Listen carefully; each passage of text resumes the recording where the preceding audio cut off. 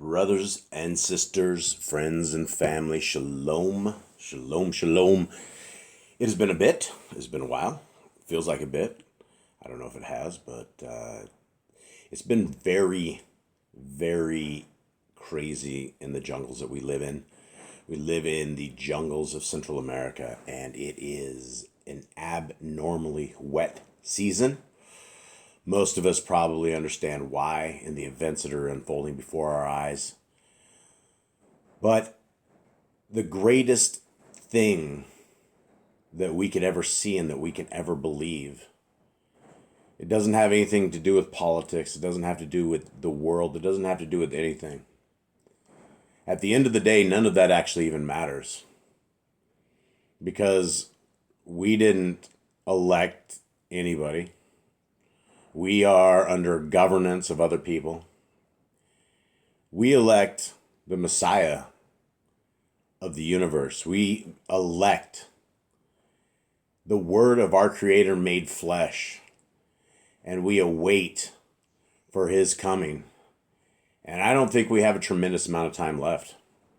Looking at the events unfolding before our very eyes, looking at who is a Messiah of Israel, seeing all of this fall into place right before our eyes, we can see that there is some crazy stuff happening in the future. And the only way that we have any form of safety in this world that we are into is if we are embedded and embraced into the laws, statutes, and commandments of our Creator. The first 5 books of Scriptures, the most amazing things that you guys can ever set your eyes on. Not only are they a beauty to read and a wondrous understanding to the human system, they are something that will make you understand that there is a set of arms and a set of hands that each of us is wrapped into, and that even though what looks like could very well be the end of times right before our eyes, we know that there is assurance to those who are in the hands of our Creator. Now, that doesn't mean we're not going to go through tribulation. It probably means we're going to go through a lot of tribulation. Because according to the book of Revelation, if what's going on appears to be what it really appears to be, it's going to be some bad time for the Torah keepers. And so I would encourage everybody to sit down and put on that safety belt, the belt buckle, the life-saving strap of the Torah. And you get in your driver's seat, put both hands on the wheel, head down, be ready for that airbag because we are on a bumpy road.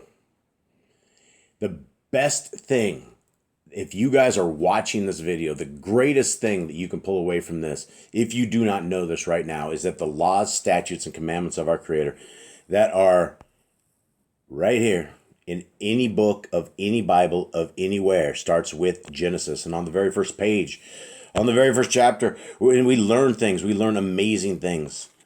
We learn just incredible things. And guys, it is a amazing thing when we are in Scriptures, and the Scriptures that we are seeing and that we are reading today is it is our Messiah made flesh. And before I get into our Messiah made flesh, I would like to point out that as we are going through these crazy events of what very well could be, end time events, if things keep cracking away, they are, and this is looks as to be what it is, probably one of the greatest resources that we can have is a big, heavy-duty Scriptures to our taking. If in the event of any electronics or anything goes out, you don't have access to anything, right here, right before your eyes, you're looking at 103 books.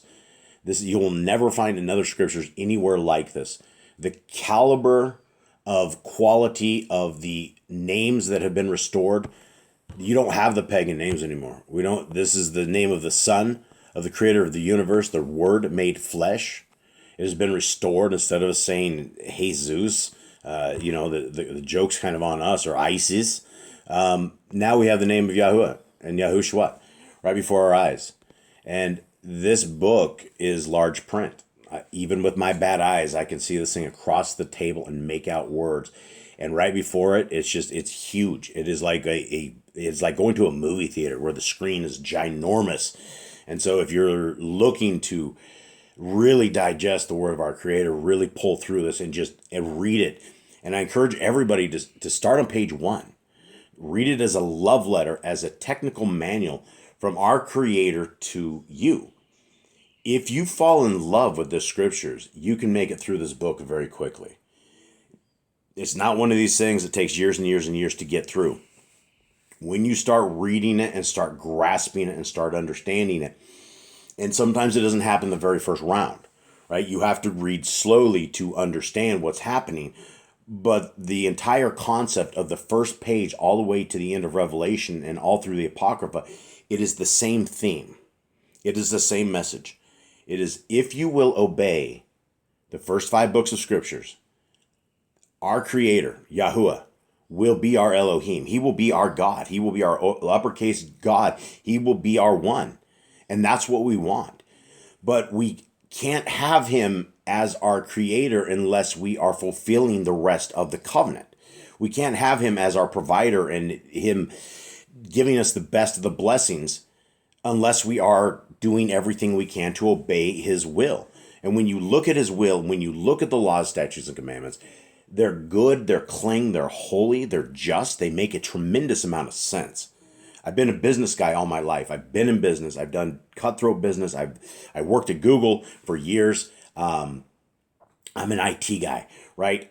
I've never seen a better set of manuscript of a way of a production of anything except in Torah. I've seen the greatest of the greats put their bookwork together, put all their manuscripts, their technical guides, and all this stuff. And the way of our Creator trumps everything that I can ever find. It is the greatest manual for anything. Leviticus 11 teaches us how to live as a dietary people, as a people that don't eat bad food. It's obvious when you think about it that when the food that is called dirty, unclean, has problems with it. It has the meat that they eat. Sometimes the unclean food is like vultures and ravens and owls and nighthawks and things that are like ripping things to shreds, that are eating corpses, that are eating just very unhealthy things. And we shouldn't fry it up. We shouldn't pop that up, clean it up, batter it up and eat it. It's not meant to be eaten. The same with pig. That is one of the greatest things that it's the Christian crack cocaine. If there's nothing more, I've seen people, hooked. We've seen the people of the 80s and 90s hooked on crack cocaine. They do anything for this. It's the same with the pig. When you try to get people to understand that a pig is not food, it's never been food. In fact, a very smart group of people a long time ago mentioned that they believe, from some sort of research or things they saw, that pig was actually somehow DNA wacky mold by the Nephilim themselves. Like they somehow put this thing together for probably this purpose of some sweet, salty stuff that people can fry up and eat. And they produce mass amounts of meat, and it's very unclean. But when we get into scriptures, when we get into Torah, we learn that is not good for us. Now, today we're going to be reading again from the book of the Nazarene. All right, now again, the book of the Nazarene is the last book in Yah Scriptures. And what you're looking at is you're looking at the Google app, which is 100% free of charge. Go to YahScriptures.com. All the free versions are there. Everything that Yah Scriptures has is completely free of charge. Send it around, give it away, reproduce it, send it off to your friends, whatever you'd like to do. There are no holds, no bars. Give it to anybody who is willing to listen and show people the light. And, encourage people to read scriptures, just like I'm always encouraging you guys to read scriptures, because they are a thing of power. And until you understand that literally you are being surrounded by, I don't know how to describe it. I don't know how to describe it other than there's an absolute power of protection, an absolute bond with the creator of the universe when you come into Torah and when you start walking like he wants us to walk. And who else, who better to tell us how we should be living than the guy that created us, right? There's not going to be anybody that has better ideas or better plans for our lives than the one who knows how we work very intimately. Now, the book of the Nazarene, we're starting in chapter 11, verse 11, are the words of our Messiah made flesh. It is, again, same things that we've heard throughout the Matthew, Mark, Luke, and John. Very, very much extra information in this. Let us begin. Let us read. I'm sorry for rambling, guys. I hope you guys are having a great day. There are deceivers who lead the people along devious paths which can never end in contentment. They produce dove's eggs to the people, but when hatched in secret, these produce vipers. They fawn upon the rich and notorious, a smile on their faces and a dagger in their hearts. But to the underprivileged, they turn a face of harshness. Guys, this is crazy because I don't mean to browbeat. Actually, I do. The Hallelujah Scriptures is a terrible organization, and they should really be put in check. The people of our Creator should understand that the Hallelujah Scriptures is a completely criminal organization. And I say that with 100% proof. You can go to hallelujahscriptures.net. They've done very evil things, and they're continuing on, and they just ran another grift. They're the people that give everyone dove's eggs. The Hallelujah Scriptures is an extremely cash-loaded company that extorts a tremendous amount of money. They wire fraud all their money over to New Zealand. And the kicker of the entire thing is they're supposed to be able to take care of orphans, widows, and lepers. And I did a research, and I put a flag out there for years and years and years for a single orphanage to ever come and show me anything. Show me that they fixed a roof, a door, a walkway, helped, I don't know, throw some food to the table. Nobody ever came forward. No, nobody. And guys, look at this channel. It's nearly 40,000 subs. We're putting the message out. We're putting them on Front Street, and the word gets around. Nobody ever came. And so these are the people. And Hallelujah Scriptures is simply one example, because I will tell you other examples are the so-called Torah-keeping people that are financially raping the people of Yah by putting ads in there, by making people pay for the information, by monetizing the word of our Creator. I find this very, very evil. I think everybody should be put on Front Street. I think if you are serving up ads and you are a Torah-based channel, I think you need to really come to the confessional. I think you really need to figure out, is these little tiny chips that you're doing from advertising worth souls? Because what happens if you turn a brother or sister astray because they're sitting there watching something and some holy chanting person comes on and they all of a sudden decide they're going to go into some occult stuff, right? This is on all of them, right? Serving people ads at this. They fawn upon the rich and notorious, the underprivileged. To the underprivileged, they turn a face of harshness. Yeah, serve them the ads. 12. The hypocrites, the self-deceivers, and the self-centered are the minions of the evil on earth, and are the true enemy opposing the coming rule of Elohim. That's top, right? The hypocrites, self-deceivers, and self-centered. All things that we need to not be. Are we self-centered? Are we self-deceiving? Are we hypocrites? Do we do something different than what we know we're supposed to be doing? Do we say that we're one way and then just act completely different? That's the coming rule. The rule of Elohim is being afflicted by these types of people. So let's check ourselves every single day. Let's make sure we're looking at ourselves in the mirror of the Torah, that we are maintaining our integrity as people who should be maintaining a set of ways. The kingdom that's coming, guys, the rule of Elohim, the rule of Elohim is when Messiah is coming. It's not, man, I always wondered if it was my lifetime, and I absolutely believe, without a shadow of a doubt, it's here. Okay, let them maintain the upper hand, and you will never know the joys of a reborn world. Turn your backs on these wherever you find them, so your contempt is made manifest. But remember They will be found in the most unexpected places. Wow. Unexpected places, right? The people out there serving up scriptures in the name of the creator of the universe, saying they have orphans, widows, or lepers, and they mass ship Bibles into prisons. And that's not true. I talked to lots and lots, hundreds of people behind bars, and there's one thing that there's not a tremendous any of is the Holy Scriptures. So had these people not been in these unexpected places, then for 13 years, the word of our Creator has been subdued.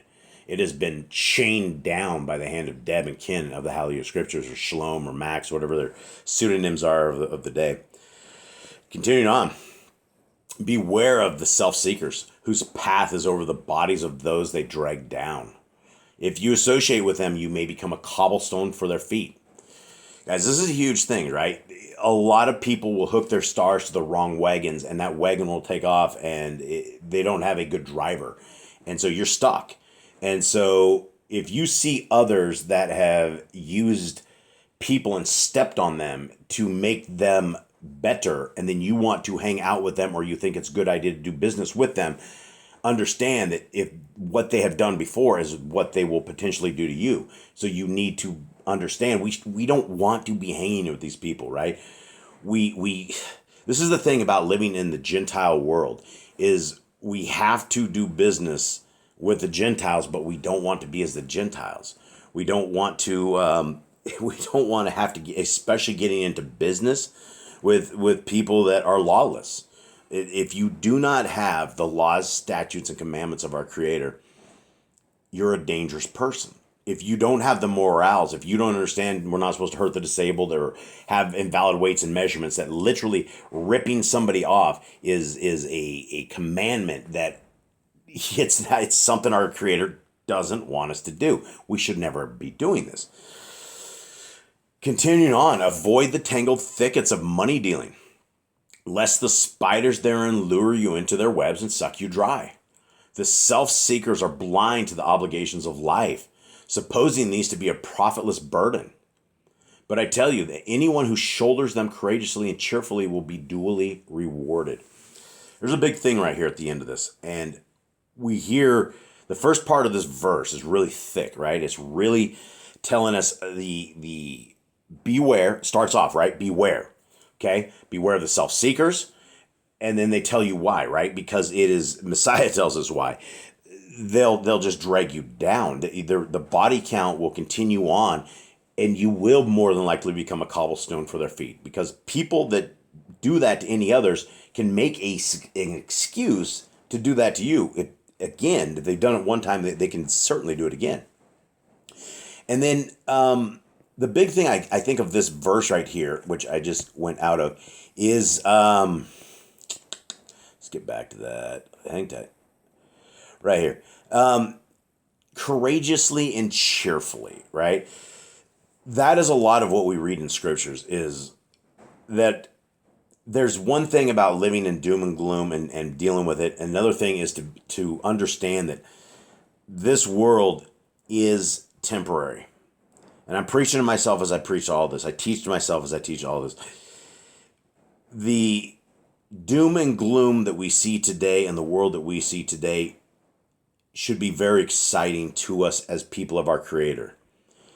It does a couple things for us. When we see temples being rebuilt in the Middle East and coins with Trump's face and the savior of Israel being Donald Trump, red lights, alerts, things come up. But this is very exciting. This is something that we're going to have to live through this very courageously. According to the book of Revelations, most of us could die. So there's coming some stuff that's going to make it hard to smile. But we got to dig through this, and we got to be ready for this, because eternity is forever. Eternity is a long, long, long time. And it's something that we have to understand. We're in a testing grounds. And no doubt, we're at a very interesting time in our life and in our world where we are seeing some crazy stuff happening. We are seeing stuff that we've been looking for a long time. Could very well be here. Okay, we need to courageously and cheerfully deal with all this, right? And we need to deal with all this crazy stuff coming up on us. Okay, the stake, the cross, right? They say cross, it's a cross-beam stake. The stake of Kai is not easy to bear, for it chafes and weighs down heavily. Okay, this is good for us in these end times, guys, right? Or what could potentially be the end times. I'm not out here saying it is. I'm just saying be aware and look upon what everybody's seeing. There's some stuff that's happened, right? Never mind. I'm not getting into the shot of the ear and all of this stuff. I'm not going to say anything about it, right? But when you look at all of this stuff from a overall standpoint, there's some weird stuff happening. Okay. It's going to be hard for us to bear. But unless a man sacrifice himself on it, he shall not rise to glory. Okay? Do not seek easy directions for an easy path. For this is not difficult to find, though it has no destination. Okay, guys, there's an easy path, and it's called Christianity. It's called religion in general. Every single religion, let's talk about Catholics, right? You can do whatever blasphemous, evil sin that you want. You can go tell this little dude in a box, and he can tell you whatever penance you need to do for this, and, say a couple Hail Marys, whatever, and he can absolve you of this. That's not in the books, right? That's not something that is there. But that's an easy path, right? Because people can just go, okay, I can just go to the priest, this guy they call father, who we're not supposed to call father, and he can absolve us of these sins. That's an easy path. Christians have an easier one, right? You can ask Jesus to forgive you all the time. I learned that as a Christian. That was what our doctrine was. We prayed to Jesus. Jesus was loving, forgiving, merciful, and always accepting everybody. Nobody could snap anybody out of the palm of the Creator's hand.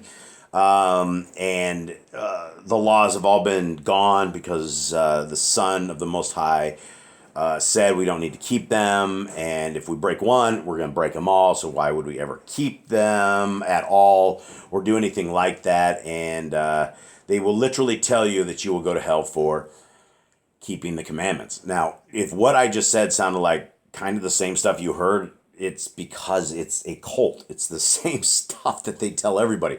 Everybody memorizes the same stuff. Everybody goes through it. Everybody knows the Trinity is like an egg. You got you got a yolk, you got the middle stuff, and you got the yellow in the middle, and it's it's all 3 in 1. It's the egg, but it's 3 in 1, right? And that's how they will try to explain away this madness of a Trinity, when in fact Deuteronomy 6 says our Creator is one. Yahuwah is one. So if Yahuwah is 2, then the Creator of the universe just lied. I'm not accepting the Creator of the universe lied, especially when he's so heavy on not being deceptive, not lying, not being trickery, none of that. That's the complete opposite. That's what the devil does. Or if you want the complete polar opposite of the goodness of our Creator, you have this hijinks, horrible entity called the devil, Hasatan, that is unmerciful. All he wants is souls. He'll do whatever he can to do anything. It's a giant game to him, right? The game of soul winning, and it is a hard path when you don't keep the Torah, because you will get sick from the food you eat. You will accumulate sin after sin after sin after sin, that you'll be standing naked before your Creator on day of accounting, dealing with this, and you won't have an advocate. You will not have Messiah, because Messiah told us in Matthew 7 that those who are lawless go to hell. Then he reiterated a second time and said, those who are lawless go to hell. And so it is tough. It is very, very tough when you don't keep the Torah. So Messiah says, follow the harder one. Now you tell Christians that Jesus said to keep the laws and to follow the hard path, and not this lesser than weak sauce rulings of Christianity. It's a terrible man-made doctrine. It's totally the easy path. Messiah says, follow the harder one. The directions are given in the Kodesh books. What Kodesh books? Genesis, Exodus, Leviticus, Numbers, and Deuteronomy.